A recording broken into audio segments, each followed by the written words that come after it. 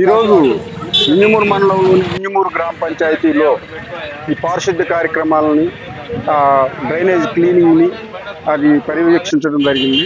ఇక్కడ బంగ్లా సెంటర్లో చిన్న వర్షం పడ్డా ఇక్కడ వాటర్ నిలబడి రాకపోకలకి ఇబ్బందికరంగా ఉండటం, వాటితో పాటు నీళ్లు నిలబడటం వలన అనేకమైన వ్యాధులు సంభవించే ప్రమాదం ఉన్నందున ఈ పక్కన మొత్తం ఆ డ్రైనేజీ మొత్తాన్ని లెవెలింగ్తో పాటు శుభ్రం చేయించేసి ఆ నీళ్లు పడిన వెంటనే ఈ చెరువు కట్ట మీదుగా లోపలికి వెళ్ళే విధంగా తయారు చేయించడానికి జేసీబీ పంచాయతీ సిబ్బంది మరియు పంచాయతీ సర్పంచ్ వాళ్ళు జేసీబీ తెప్పించి చేయించడం జరుగుతుంది. ఇదే విధంగా ఇంజమూరు గ్రామ పంచాయతీలో మొత్తం ఈ విధంగా వాటర్ ఎక్కడా నిలబడకుండా చేయటానికి మా వంతు సహాయం మా పంచాయతీ సిబ్బంది అట్లాగే మండల సిబ్బంది పూర్తిగా చేస్తున్నారు. గ్రామస్తులు కూడా ఇక్కడ షాపుల వాళ్ళకు కూడా నేను చెప్పడం జరుగుతుంది. ఈ టీ తాగిన తర్వాత టీ కప్పులు పడేయటం, అట్లాగే కవర్లు ఇట్లాంటివన్నీ రోడ్ల మీద పడేయటం, లేకపోతే దీనివలన దుర్గంధము మరియు పారిశుద్ధ్య లోపం జరుగుతుంటే ఆ షాపుల వాళ్ళకు కూడా చెప్పడం జరుగుతుంది. ఎటువంటి అయినా ఒక డస్ట్బిన్ పెట్టుకొని పంచాయతీ సంబంధించిన ఆ ట్రాక్టర్ వచ్చినప్పుడు ట్రాక్టర్లో వేయాలని చెప్పడం జరుగుతుంది.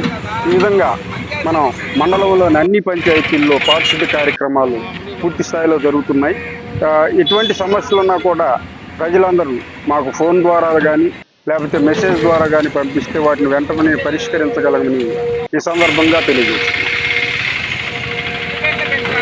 శ్రీయుత జిల్లా పంచాయతీ అధికారి వారి ఆదేశాల మేరకు మరియు మా ఎంపీడీఓ గారి అధ్యక్షతన సర్పంచ్ గారి సహకారంతో ఇంజమూరు గ్రామ పంచాయతీలో ఉన్న పారిశుద్ధ్య కార్యక్రమాలను ముమ్మరంగా చేపించడం జరుగుతుంది.